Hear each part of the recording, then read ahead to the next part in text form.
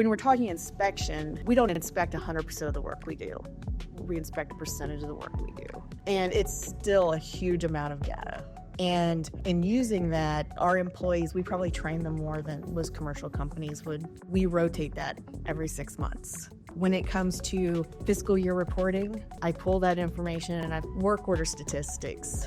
We look at what we call our initial quality level. So we're looking at everything that passed and met contract standards against work order closures at the end of the month. So I'm able to pull all of that data, export it to Excel, and then turn it into reports. And I can go back as far as we have information in the system. And not that I go all the way back to 2011 to pull that information, but I've done comparison reports 5-6 years to look. And I usually do at least 2 years at a time if I'm running the report for each fiscal year. So that information can be shared with vice presidents and operational people.